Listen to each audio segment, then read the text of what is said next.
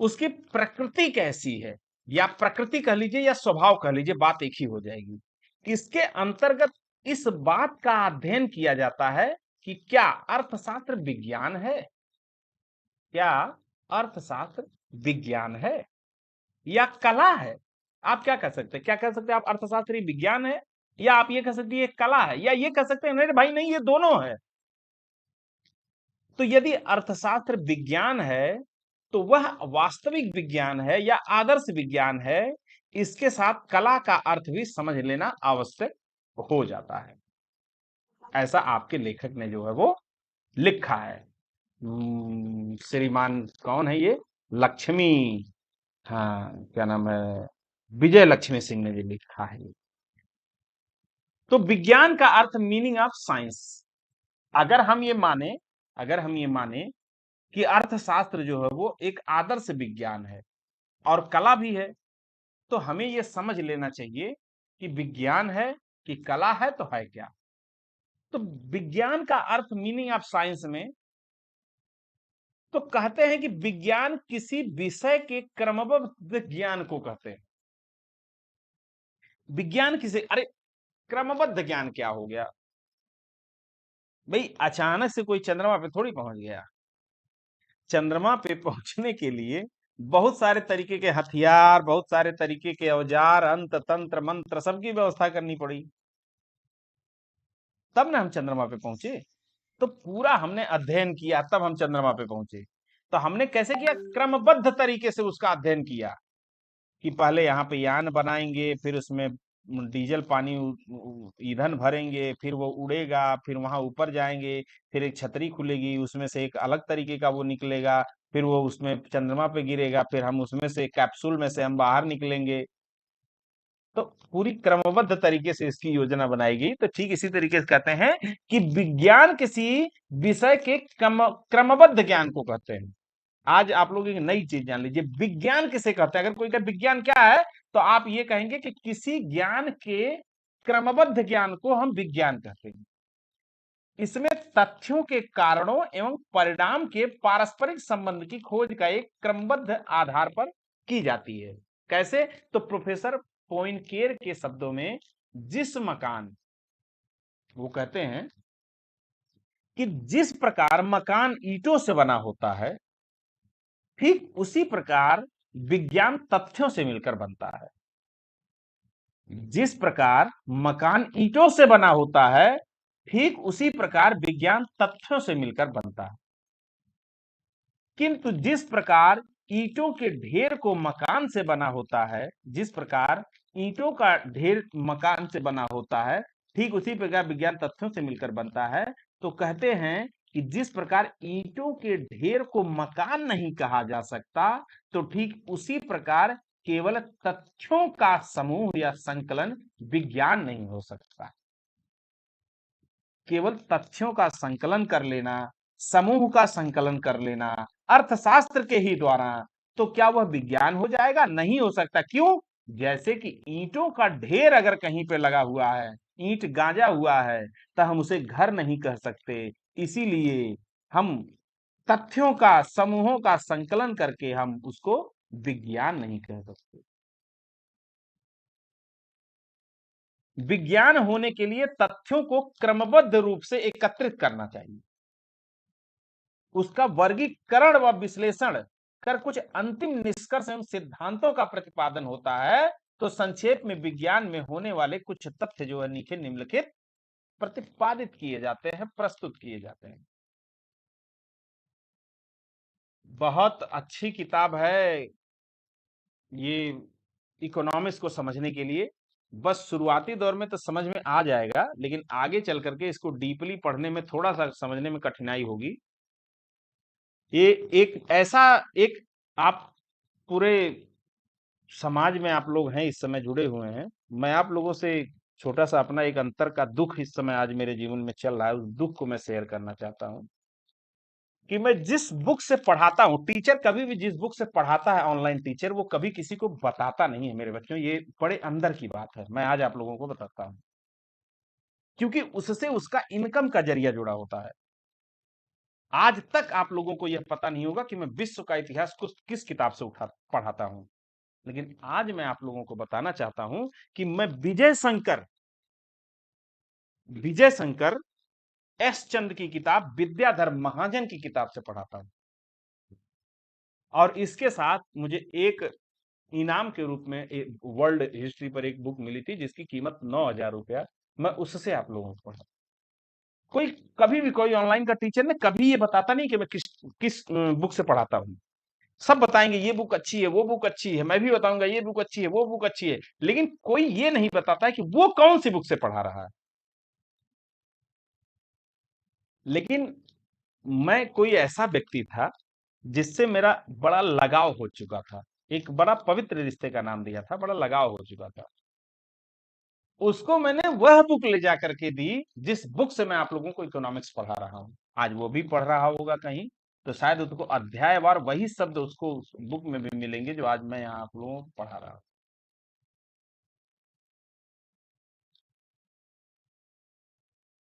और मुझे क्षणिक मात्र यह नहीं लगा सोचने में कि उसको क्या मुझे यह किताब देनी चाहिए कि नहीं देनी चाहिए। उसको क्षणिक मात्र नहीं लगा यह सोचने में मुझे कि उसको यह मेरी किताब मुझे देनी चाहिए कि नहीं देनी चाहिए। अपने द्वारा पेन चलाई हुई बेयर एक्ट पर, जिस पर मेरी पेन चली हुई है, जिस पे मैंने अब पढ़ाया है एलएलबी के स्टूडेंट को, वो किताब मैंने उठा करके उसको दे दी। और उसने एक नॉर्मल सी पतली सी किताब जिसकी कीमत शायद 50 रुपया या 100 रुपया होती है, उससे जब हमने कहा कि यह किताब आपके नजदीक में मिलती है और मेरे लिए जरा इसको कुरियर दे कर दीजिए, तो उसने यह कहकर नागवार दिया कि कुरियर क्या होता है उसे तो पता ही नहीं है, या कुरियर करते कैसे हैं। फिर मैंने कहा, हे पाठक, तुम इस धरती के सबसे बड़े मूर्ख इंसान हो जो क्लास चलाते हो और चलाने के बाद तुम सिर्फ दूसरे से अपेक्षा करते हो। तो मेरे बच्चों, किसी से कभी कोई अपेक्षा मत करना, खुद गड्ढा खोद करके पानी पीना, वही आपकी सबसे सच्ची प्यास बुझाएगी। इसी बात पे शुरू करते हैं। तो प्रोफेसर पॉइंटियर के शब्दों में, जिस प्रकार मकान ईंटों से बना होता है, ठीक उसी प्रकार विज्ञान तथ्यों से मिलकर बनता है।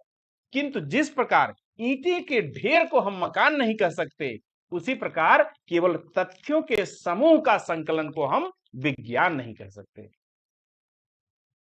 तो विज्ञान होने के लिए क्या होना चाहिए? विज्ञान होने के लिए तथ्यों का क्रमबद्ध रूप से एकत्रित करना तथा उनका वर्गीकरण और विश्लेषण कर कोई एक अंतिम निष्कर्ष निकालना एवं सिद्धांतों का प्रतिपादन करना होता है। तभी हम उसको विज्ञान जैसा शब्द का नाम देते हैं। कि हम क्या करते हैं, पहले हम चीजों को एकत्रित करते हैं। जैसे आपको एक उदाहरण देता हूं, मैं इनकम टैक्स सेल टैक्स की प्रैक्टिस करता हूं, तो हम अर्थशास्त्र यानी हम अर्थशास्त्र का ही काम करते हैं। तो हम किसी अकाउंट की सूक्ष्म अकाउंटिंग हम करते हैं। हम बड़ी नहीं कर सकते यार, हम पूरे देश की इकोनॉमी थोड़ी बनाते हैं। किसी भी एक व्यक्ति विशेष की, फर्म की, छोटी छोटी कंपनियों की मैं ऑडिट करता हूं, तो उसमें हम क्या करते हैं, सबसे पहले हम उसका क्रमबद्ध तरीके से उसके मटेरियल को इकट्ठा करते हैं। सेल बिल इकट्ठा करते हैं, परचेज बिल इकट्ठा करते हैं, डेबिट नोट इकट्ठा करते हैं, क्रेडिट नोट इकट्ठा करते हैं, इनडायरेक्ट इनकम इकट्ठा करते हैं, इनडायरेक्ट एक्सपेंसेस इकट्ठा करते हैं, सन्डी क्रेडिटर्स इकट्ठा करते हैं, सन्डी डेबिटर्स इकट्ठा करते हैं, करंट लाइबिलिटी इकट्ठा करते हैं, करंट असेट को इकट्ठा करते हैं, फिक्स असेट करते हैं, करंट लाइबिलिटी को असेट करते हैं, सबको इकट्ठा करते हैं। फिर उसके बाद उसका वर्गीकरण करते हैं, जो जिस वर्ग में है उस वर्ग में उसको डाल देते हैं। तो आई एम रणछोड़ दास छाछड़ और शिमला आया चतुर, अगर यह लाइन आप लोगों को याद हो गई तो पूरी की पूरी अकाउंटिंग, पूरी की पूरी इकोनॉमिक्स आप लोगों को याद हो गई। आई एम रणछोड़ दास छाछड़ और शिमला आया चतुर। आई मतलब आइडेंटिफाई करना, एम एम एम मेजर करना, आई एम रणछोड़ दास तो आर आया, तो आर मतलब रिकॉर्ड करना। छाछड़ सी आया यानी क्लासिफाई करना। शिमला आया चतुर, एस शिमला समराई करना। आया चतुर एनालाइज करना, ए यहां तक का जो काम होता है वो हमारा होता है। इसके ऊपर का काम पाने के लिए सीए की जरूरत होती है, जो लास्ट में आता है सी, चतुराई, कम्युनिकेट करना जिसे कहते हैं। तो आइए मेरा छोड़दास साझा शिमला है चतुर। तो वही यहां पे भी इकोनॉमिक्स में भी सेम वही बात मेरे बच्चों कही गई है कि क्रमबद्ध रूप से एकत्रित करना। किसी, सपोज आप किसी का इकोनॉमिक स्थिति को पहचानने गए, उसको जो है समझाने गए, उसका निष्कर्ष कुछ निकालने गए, तो सबसे पहले क्या करेंगे आप, क्रमबद्ध तरीके से जो जो आवश्यक चीजें हैं उनको पहले आप एकत्रित करेंगे, फिर उनका वर्गीकरण करेंगे। सपोज दैट आपकी किसी इकोनॉमिक बिजनेस की इकोनॉमिक स्थिति को आप निकालने गए, तो आप सबसे पहले क्या करेंगे, आई एम रणछोड़दास छाछड़, आई आया तो आई मतलब आइडेंटिफाई करेंगे हम। पहले हम ये आइडेंटिफाई करेंगे कि इसका नेचर ऑफ बिजनेस क्या है, ये किस तरीके का बिजनेस करता है, इसकी प्रकृति क्या है।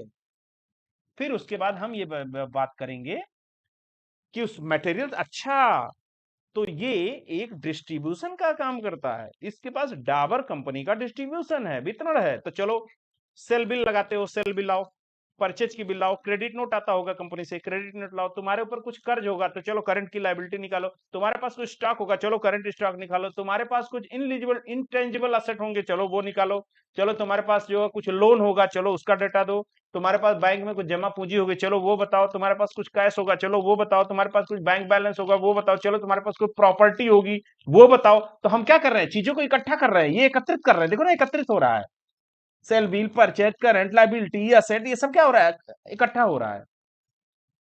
फिर हम उसका वर्गीकरण करते हैं। वर्गीकरण कैसे करते हैं, तीन खाते बनाते हैं, एक हम बनाते हैं कैपिटल प्लस लायबिलिटी, दूसरी तरफ हम बनाते हैं असेट। तो कैपिटल को अलग करते हैं, असेट को अलग करते हैं, लायबिलिटी को अलग करते हैं।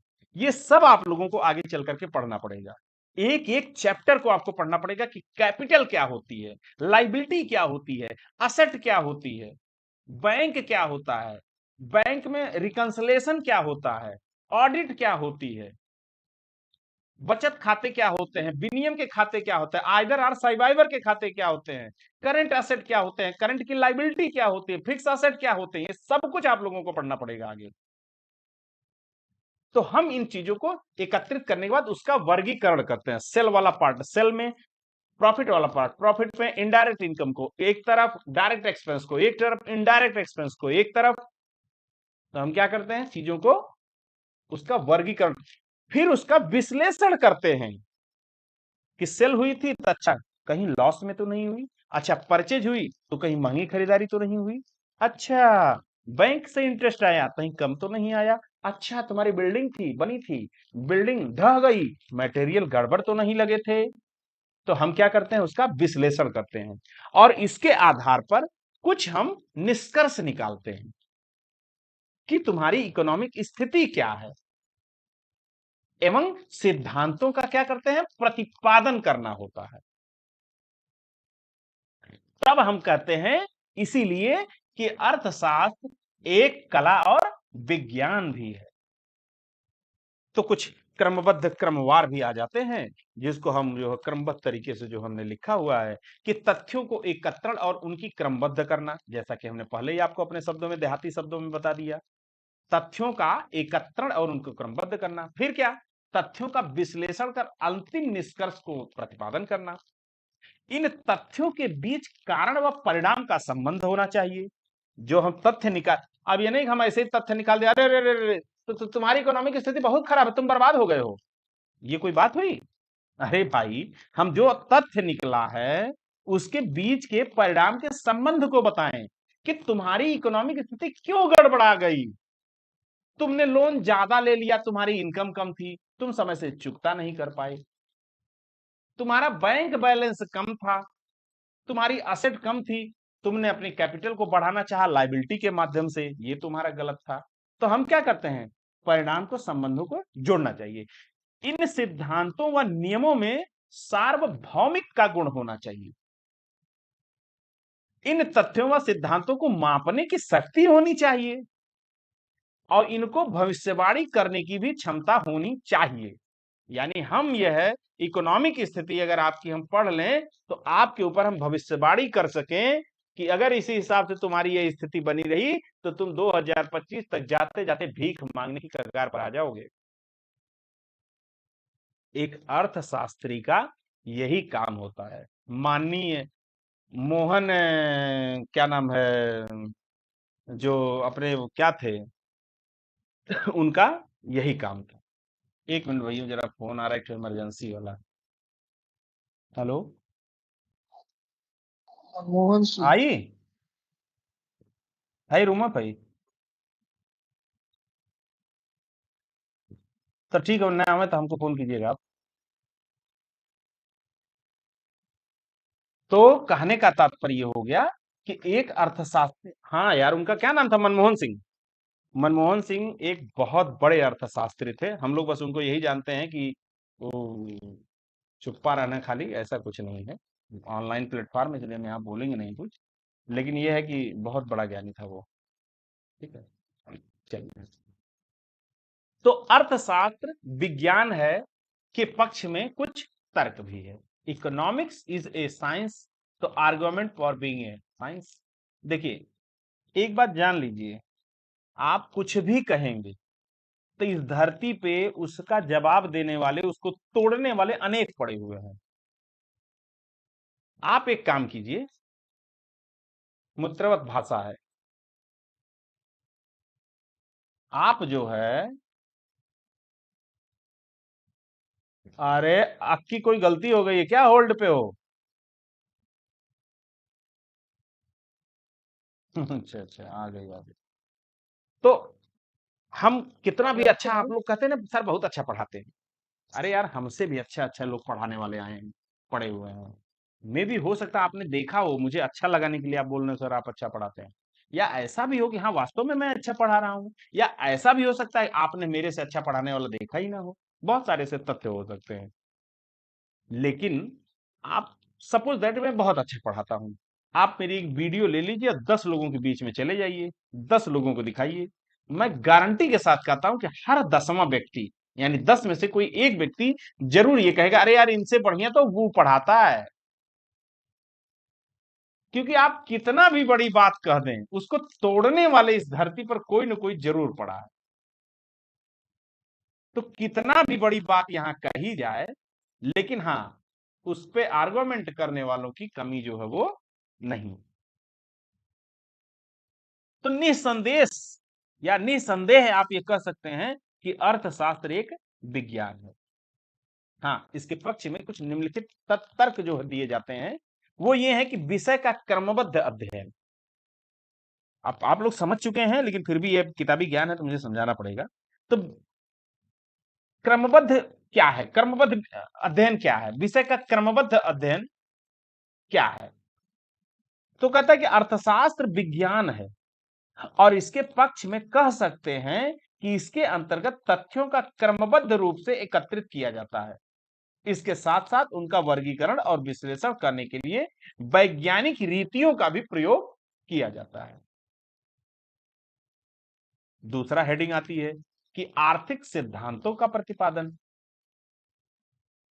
प्रेजेंटेशन ऑफ इकोनॉमिक प्रिंसिपल्स, यानी कि प्रिंसिपल्स यानी कि सिद्धांत, प्रेजेंटेशन यानी कि प्रतिपादन, इकोनॉमिक्स यानी अर्थशास्त्र।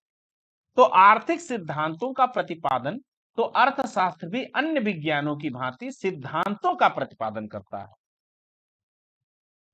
जैसे क्रमागत उपयोगिता, ह्रास नियम, समसीमांत उपयोगिता नियम, मांग व पूर्ति के नियम, जैसे कारण व परिणाम के मध्य में संबंध स्पष्ट करते हैं। तो ह्रास के नियम को आप आगे चल करके पढ़ेंगे, ठीक है, अभी थोड़ा सा सुनिए। समसीमांत उपयोगिता, मांग मांग मांग मतलब आप समझ रहे होंगे, मांग और पूर्ति नहीं होती है, मांग मतलब रिक्वायरमेंट क्या है, जैसे जॉब की रिक्वायरमेंट है यार, भारत में सबसे बड़ा अनएम्प्लॉयमेंट समस्या है, बेरोजगारी समस्या है। तो मांग क्या है, जॉब की है, तो उसके नियम, फिर कारण परिणाम के मध्य संबंध को स्पष्ट करते हैं। तो आर्थिक सिद्धांतों के प्रतिपादन में हम ये कह सकते हैं कि अर्थशास्त्र भी अन्य विज्ञानों की भांति सिद्धांतों का प्रतिपादन करता है, जैसे क्रमागत उपयोगिता ह्रास नियम, समसीमांत उपयोगिता नियम, मांग व पूर्ति का नियम, जो कारण व परिणाम के मध्य संबंध को स्पष्ट करते हैं। तीसरी हेडिंग आती है, वो कहती है कि सार्वभौमिक सत्यता की जांच का प्रतिपादन। सार्वभौमिक सत्यता की जांच का प्रतिपादन, तो अर्थशास्त्र में प्रयोग व परीक्षण मानवीय व्यवहार के आधार पर किए जा सकते हैं। अरे एक मिनट यार, लग रहा है गड़बड़ हो जाएगी क्लास आज की। जी सर, हाँ, अच्छा ठीक है, आ रहे हैं।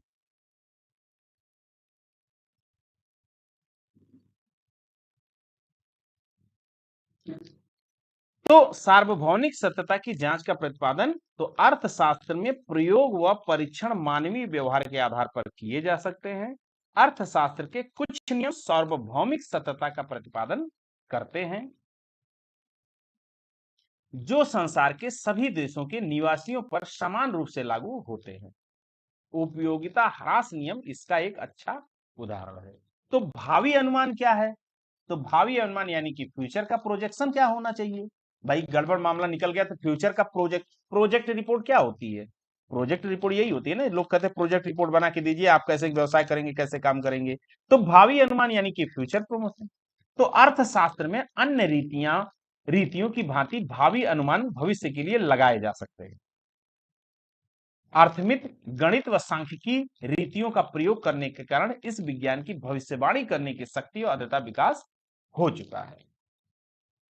यार कहने का मतलब देखिए, जब किसी की ऑडिट होती है तो ऑडिट होती है तो कैसे होती है? अर्थमिति, गणित, सांख्यिकी के द्वारा उसकी जांच परख की जाती है, और उसको करने के बाद ये पता चल जाता है कि इनकी स्थिति क्या है। तो फिर उनको भविष्य के लिए ये बता दिया जाता है कि तुम्हारा फ्यूचर का जो प्रोजेक्शन होता है उसमें थोड़ा बदलाव लाने की जरूरत है, या ये करने की जरूरत है, ऐसे करने की जरूरत है। तो भविष्यवाणी करने की शक्ति जो है इसमें पैदा हो जाती है। ठीक। मुद्रा का मापदंड, क्राइटेरिया ऑफ करेंसी, तो अर्थशास्त्र परिणामों को निश्चित रूप से प्रदान करने के लिए मुद्रा के मापदंड को प्रमुख आधार प्रदान करता है। मुद्रा ही अर्थशास्त्र का विनियम माध्यम भी है। तो अर्थशास्त्र परिणामों को निश्चित रूप से प्रदान करने के लिए मुद्रा के मापदंड को प्रमुख आदान प्रदान करता। अरे भैया मुद्रा नहीं समझ रहे हो यार, पैसा, धन, करेंसी। तो करेंसी कहता है कि प्रमुख मापदंड को प्रमुख आधार प्रदान करता है इकोनॉमिक स्थिति में, मुद्रा मापदंड। और मुद्रा ही अर्थशास्त्र का विनियम माध्यम है। आप लोगों को पता है कि बिन धन होए न गइये गोपाला। बिना धन की कौन सी इकोनॉमी और कौन सा जो है वो कल्याण। तो अर्थशास्त्र विज्ञान नहीं है, इस विपक्ष में तर्क भी दिए गए हैं कि हमने पहले ही कहा कि कुछ भी आप कितना भी बढ़िया ये बात कही गई कि विषय क्रमबद्ध अध्ययन होना चाहिए, आर्थिक सिद्धांतों का प्रतिपादन होना चाहिए, सार्वभौमिक सत्यता की जांच का प्रतिपादन होना चाहिए, भावी अनुमान होने चाहिए, मुद्रा मापदंड होनी चाहिए, तो इतने नहीं है। कुछ महान लोग आए और कहे कि अर्थशास्त्र विज्ञान नहीं है। अर्थशास्त्री चिल्लाते रहे तर्क दे करके कि विषय आर्थिक, सार्वभौमिक, भावी अनुमान, मुद्रा मापदंड, अर्थशास्त्र विज्ञान है, लेकिन कुछ लोग आए कहे ना ना ना, अर्थशास्त्र विज्ञान नहीं है। तो विपक्ष में क्या किया गया? तर्क भी दिए गए। Economic is not a science, argument against the economics begin in science. तो क्या दिए गए, कैसे दिए गए, इसका जो है हम कल जो है इसको पढ़ेंगे। तो अभी के लिए ये जो लोग फोटो खींचे हों तो ये 3 पेज की पीपीटी, इसको पढ़ लीजिए। बाकी